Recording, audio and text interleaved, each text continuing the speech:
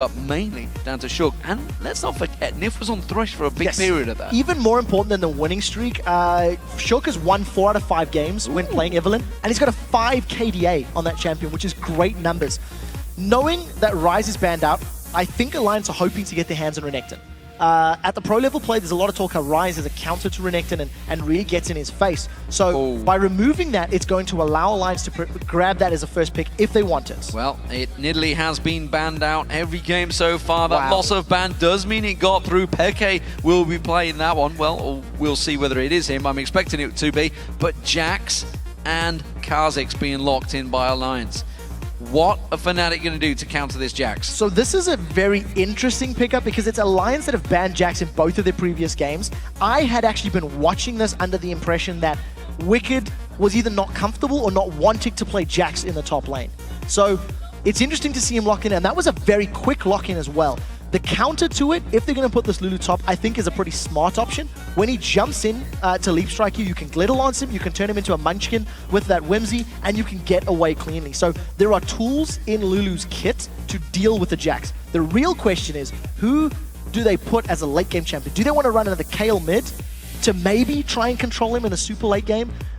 Because the longer this game goes, the more likely Jax is to become unstoppable and be this just super immense side split pushing monster. Well, they're changing at the moment. They had Twitch highlighted for a long period of time, worked very well in the last game for Tabs, despite the fact he was a long way behind in farm, but he may be falling back to a ever-present champion in his pool, which is Caitlyn. It's a champion he played consistently when he was on the Lemon Dogs and has continued to do that on Alliance. It looks like it will get locked in. Once again for Nif, it's going to be Nami. Yeah, again, surprising. It's one of his lesser played champions.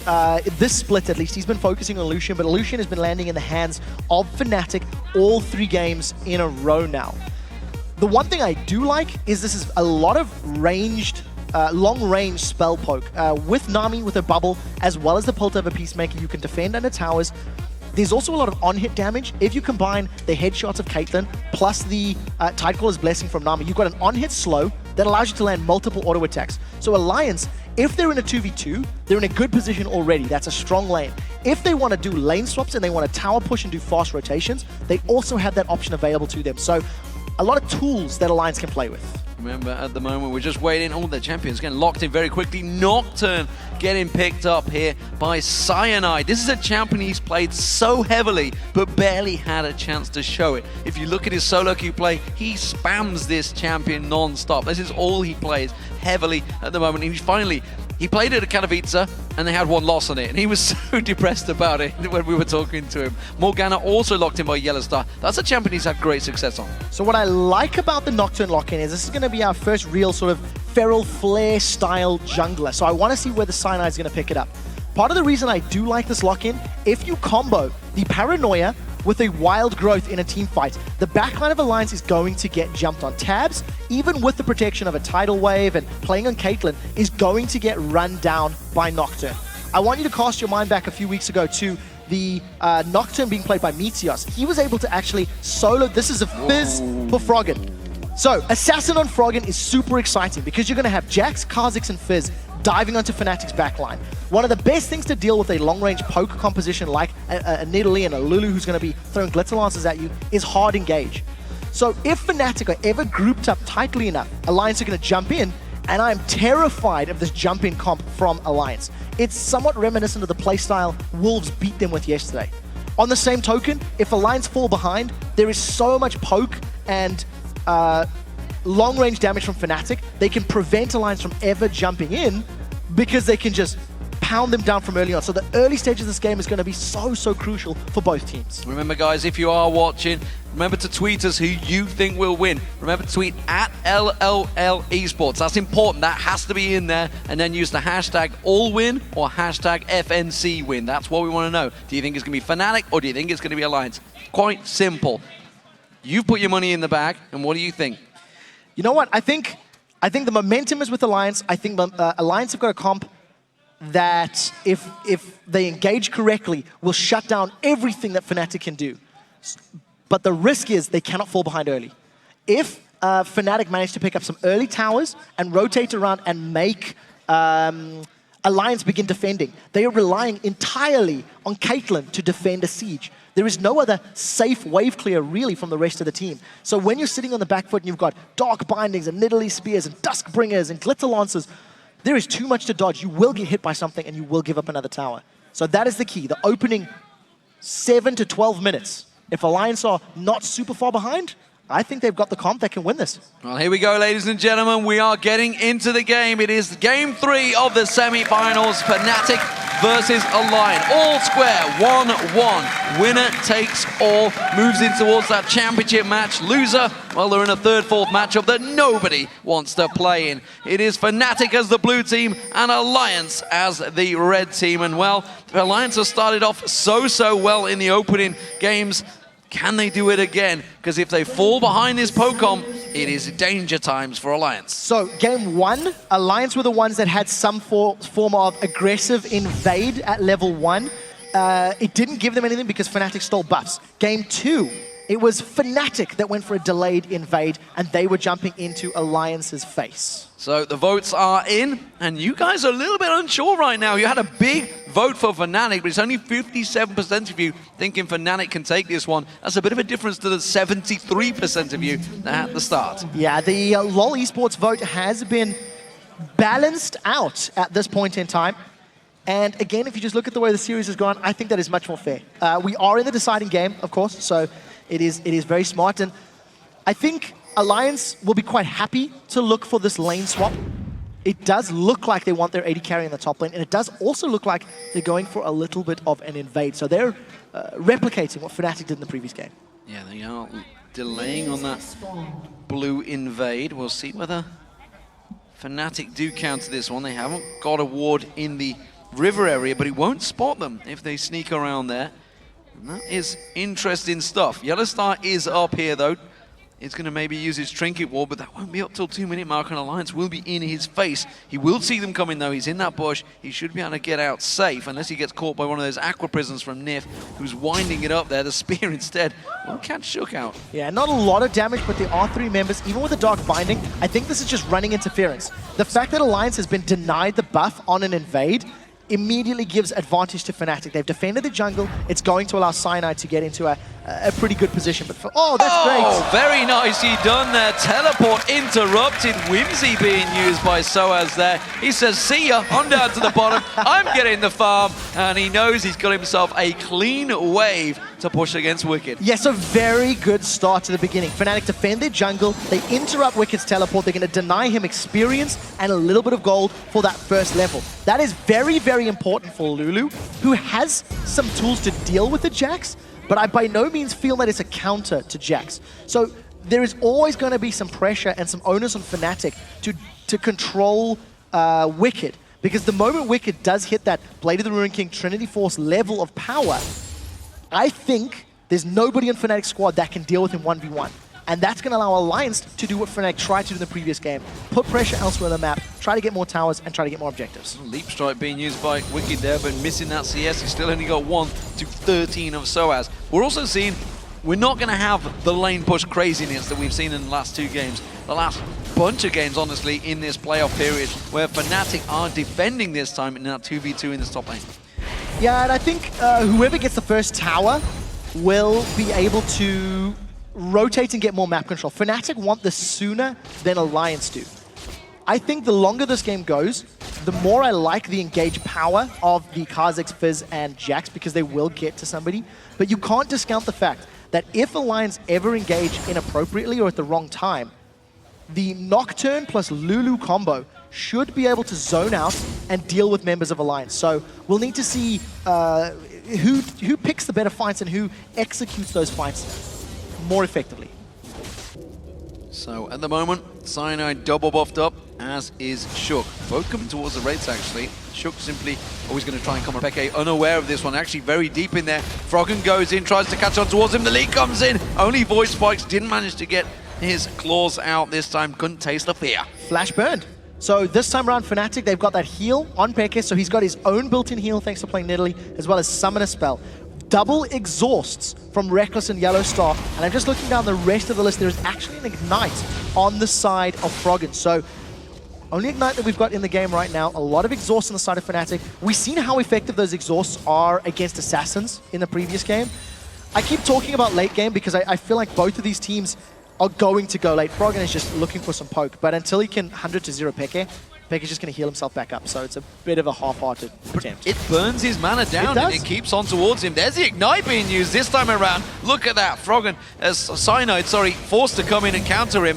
And Peke, he's got next to no mana now. He's going to try and desperately get some of this farm. Yeah, Peke, no flash. He does still have Summoner Heal available, and he hasn't backed yet. So well played by Froggen.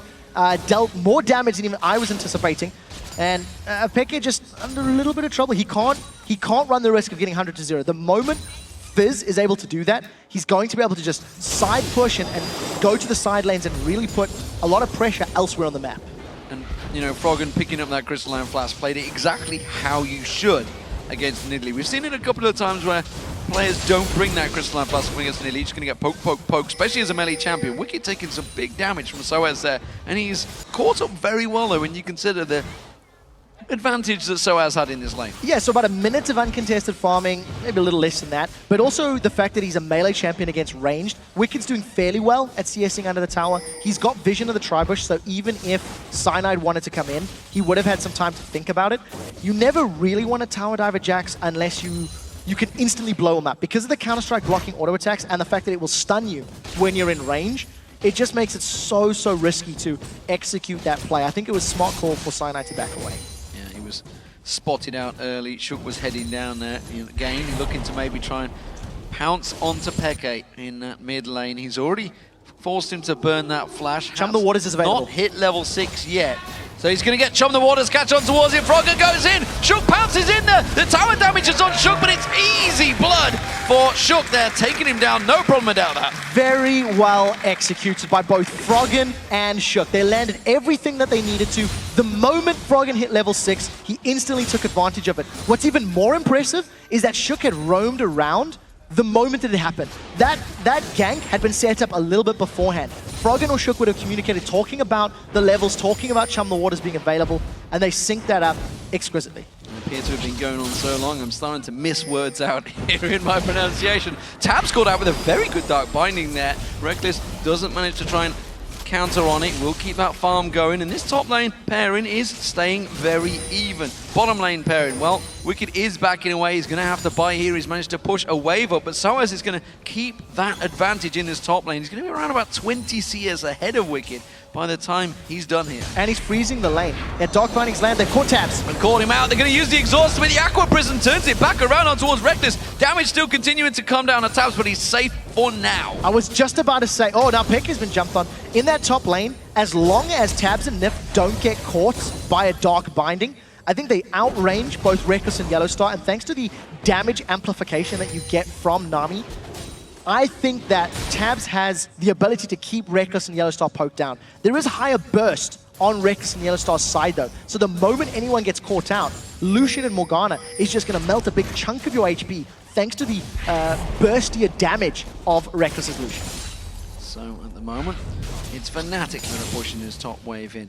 Mid lane advantage, Froggen, no doubt about that one. Bot lane, well, top lane pairing, whatever you'd like to call them, the two soloers, is very much in favor of Soaz up against Wicked. He's almost 30 CS advantage ahead of him now. Wicked has yet to go back and pick up his main item. He's just hanging on in there right now, having to use that Counter-Strike, and there's still some serious damage coming out from Soaz. Every single time we see this lane, you'll see that Soaz is using his full complement of abilities to keep Jax shut down.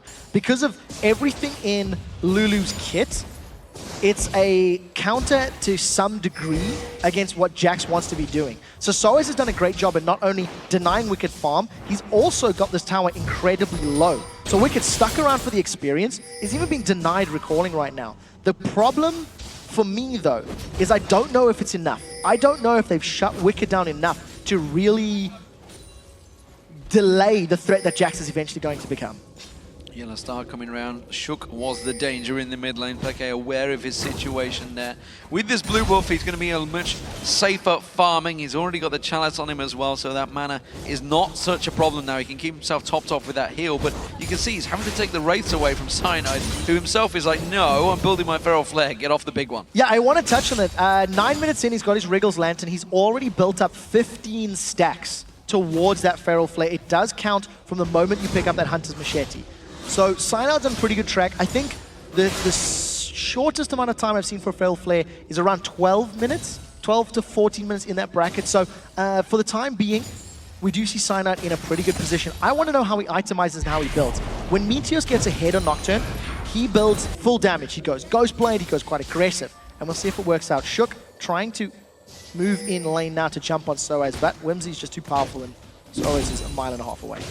He may have to be careful here. If he goes aggressive once again, Wicked will have that leap strike back off cooldown in his second. And Soaz is playing this one very cautiously, realizing that Wicked, he's being aggressive, so he knows, yep, ward goes down, Shook gets spotted. Yeah, not going to work out. A little too hesitant, but I think Soaz was playing that quite safe. You never really felt like he was about to get jumped on.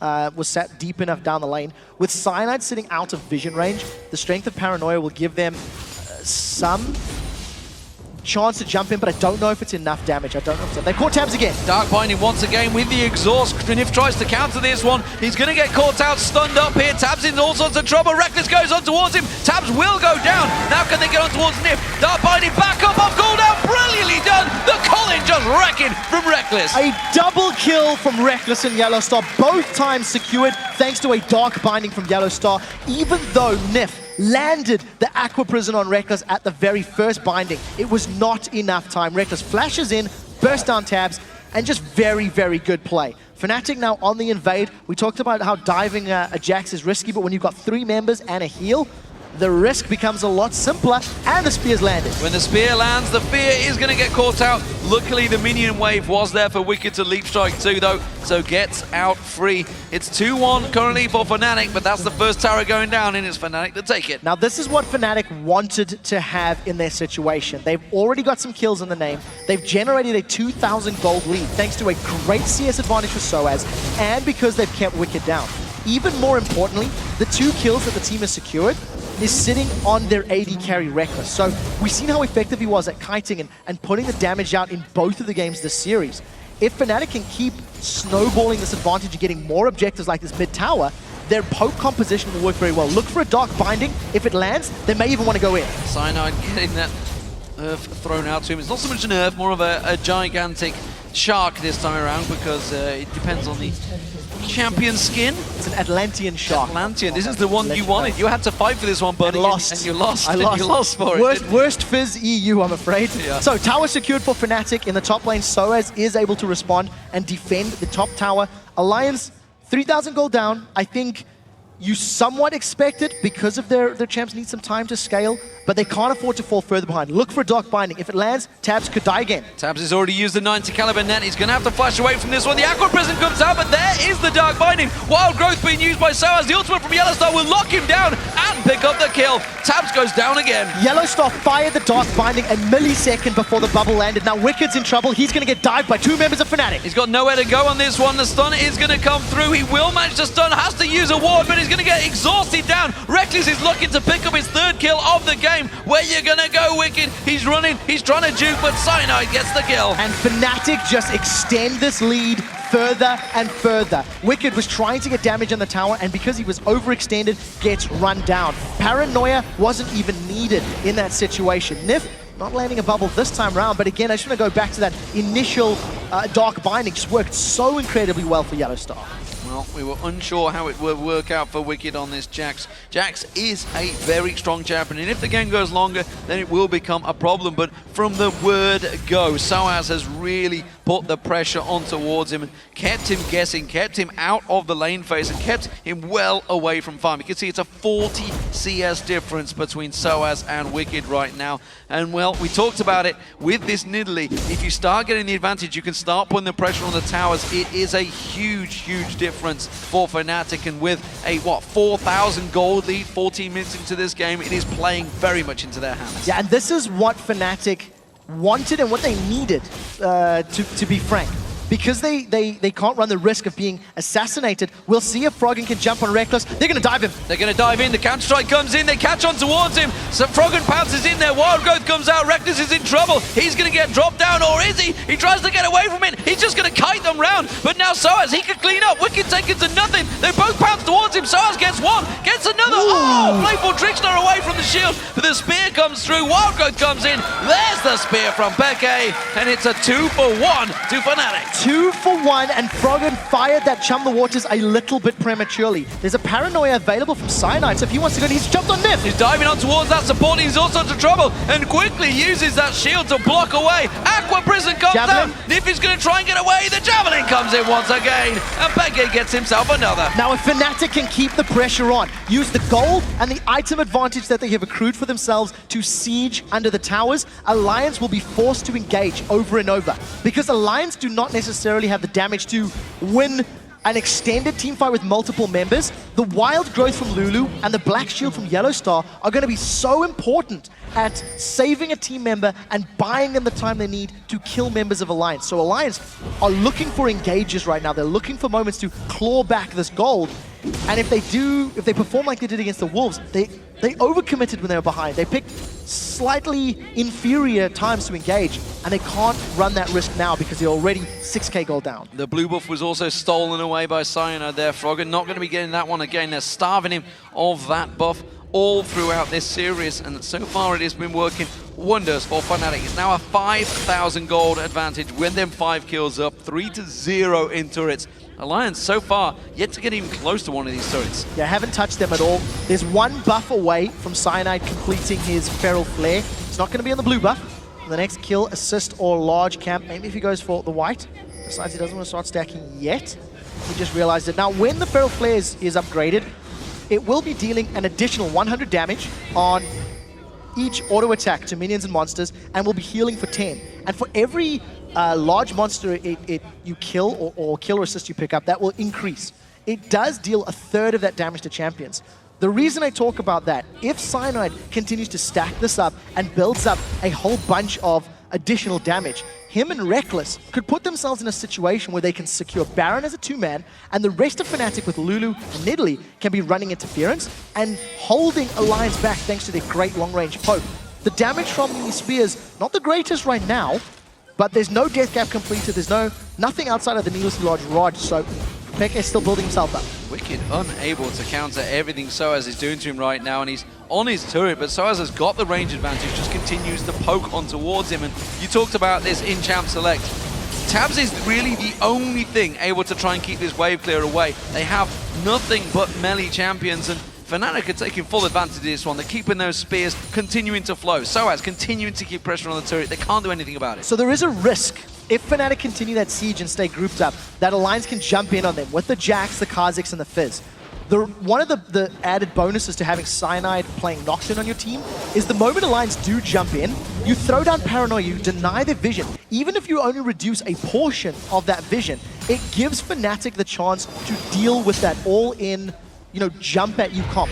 So I think it's a very smart pickup from Fnatic, from picks and bans. And Fnatic siege their way down, land some spears, they grab their 4th tower of the game uncontested. Yeah, Soaz teleported down to the bottom, you saw it there. He's going to be clearing that wave out, keeping that tower safe. Dragon, that's going to go across to Fnatic. You talked about it a moment ago, the combo of Cyanide and Reckless. Well, you can see it in action right here. They're taking the Dragon down with it right now, and all of the turrets so far have been safe, but it looks like Alliance are finally moving to pick up their first turret of the game. It's going to be Wicked that will take that down, but they've left themselves completely exposed in the bottom lane. Yeah, Fnatic should be able to pick this one up very, very quickly. Tabs is alone, and if he sticks around, he's at risk of being dove. So Fnatic grab their 5th tower of the matchup right now.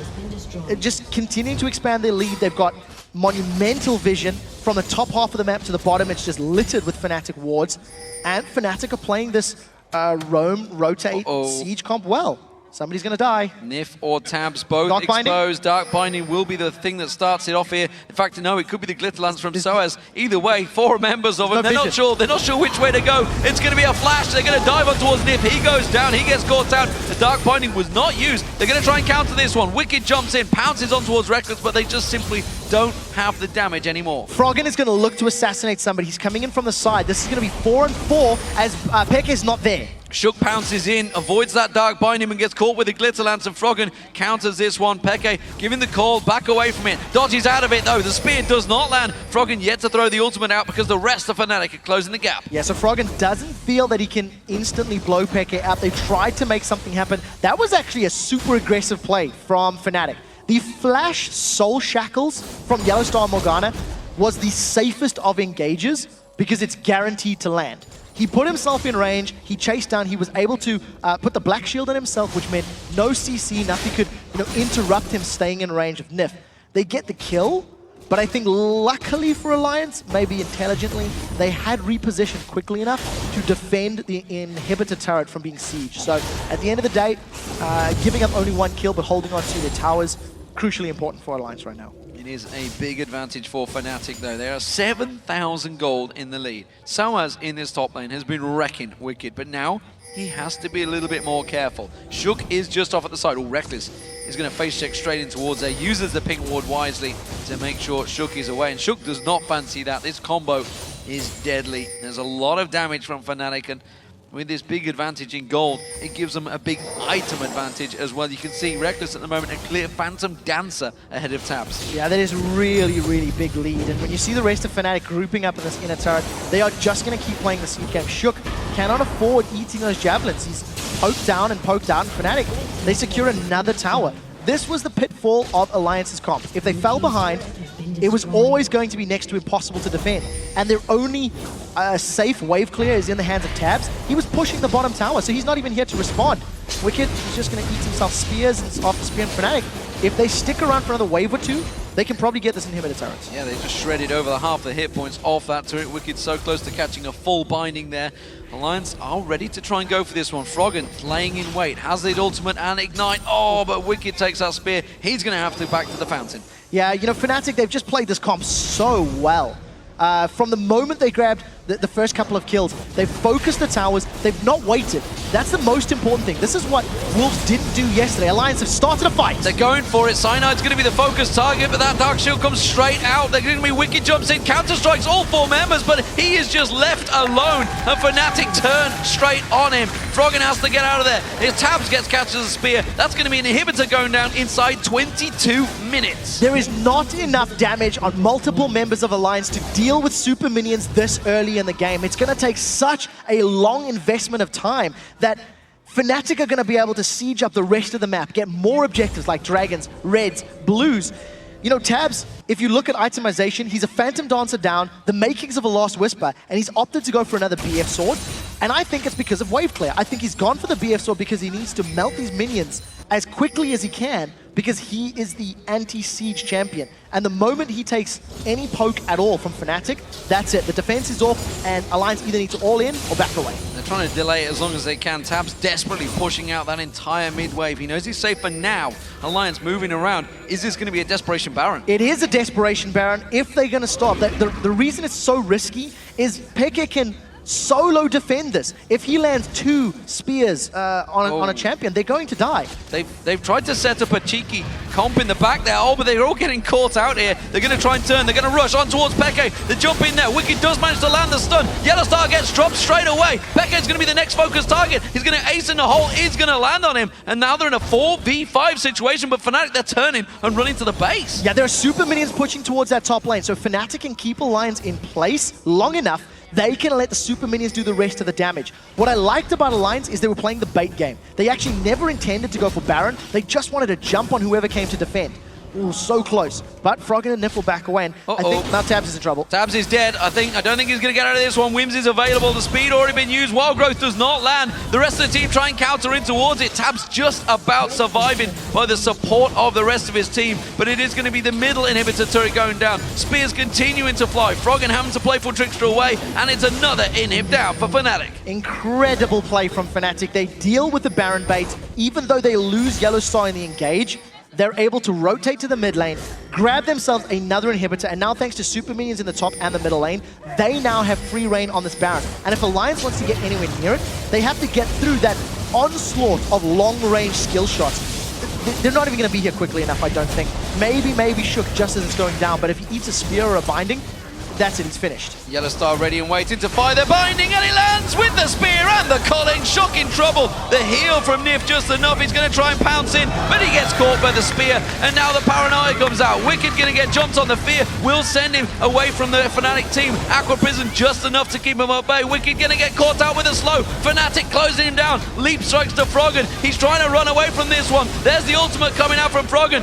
Wicked goes down. Fnatic are just rushing through in the Alliance base. That was such smart play. The shield landing onto Cyanide allowed the Glitterlance to slow Wicked down, and thanks to the extended chase, Fnatic are on the Nexus toast. They've caught Tabs. This is them going to the finals. Tabs dropped down. Fnatic looking strong in game 3, and honestly did not look like they were ever going to lose this game. The moment Alliance fell behind at the start, Fnatic have looked incredible, and they really know how to take advantage of a situation like that. Fnatic are in the final. Who will they face? That's the question. SK Gaming or Rocket, they will be playing next.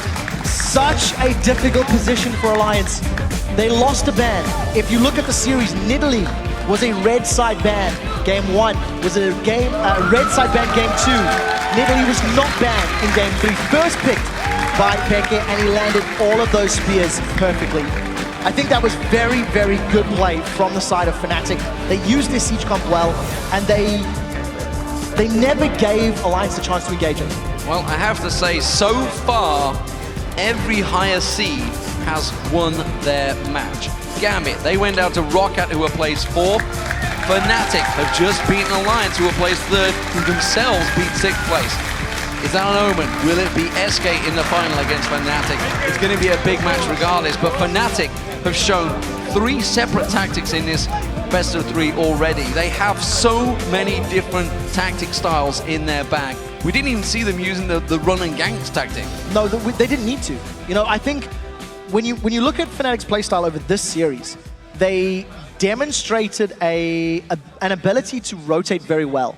Even in the game they lost to Alliance in game 2, it was actually about Fnatic. They had the first few towers very early on, and then Alliance built themselves back up. Then Alliance were able to control and maintain Fnatic in their control. Game 1 and game 3, it was all about Fnatic. They got a lead, they never let it go, and that was great. 25 minutes to get the Nexus down. There was no hesitation. They had the Siege champions, and they sieged. You're not seeing things there, by the way. That was Aranea. He's kind of become the manager, boot boy, team comp guy for Fnatic. He's always been with Fnatic. He's always been the Fnatic cheerleader. He's big buddies with Peke, but I actually saw him backstage when the tactic talks were going on, and he was giving input. I think why not? If you have friends and allies who can talk to you in a semi-final, when you're qualifying for another final. 3 finals out of 3 in the European LCS, and Fnatic is represented. They won Spring last year. They won Summer last year. They're looking to do it again, and I know they surprised me this series. I did not expect that level of play from them, considering what we'd seen week 11 of the LCS, considering what we've seen building up to the end of the LCS. I did not anticipate that, and it was very, very well played. And I want to highlight the fact that if Fnatic were to get that to All-Stars, we would have all 3 world champions at All-Stars. We would have Fnatic, if they win, of course. It's a big if. Tomorrow, they were the Season 1 world champions. The Taipei Assassins are already there. They were the Season 2 world champions. And SK Telecom T1K are there. They were the Season 3 world champions. It could be an epic All-Stars if they make it. It's going to be an epic nevertheless, but to have all 3 world champions would be fantastic. That is another whole very poetic storyline when you look at the grand scheme of things, the All-Star Invitational, all the regions having their teams working towards it. We'll know who Europe's representative is tomorrow, and we'll know who North America's representative is on the weekend. We got a lot of games to go before we get there, though, ladies and gentlemen. So, Alliance are going to go through to the 3rd, 4th place match, but they did look good. They looked better. Yes. That's what I'm going to say. I would say I was left wanting yesterday when they played against the Wolves. Wolves in game 1 looked phenomenal. But then Wolves' mid to late game decision making, Wolves were unable to just turn it on and win the game like Fnatic did in this 3rd game. When Fnatic got a lead, they just snowballed it and grabbed so much more. Fnatic really, really impressed me this series. They came out, they had new champion picks, they had a newfound rotation and objective play. And they deserve to be in the final because they did outplay Alliance. Well, it was a fantastic matchup, ladies and gentlemen. There's still 2 best of 3s to go, so there's a lot of League of Legends action to continue. But for now, let's check in with Fnatic, Soaz, and Peke, who are standing by.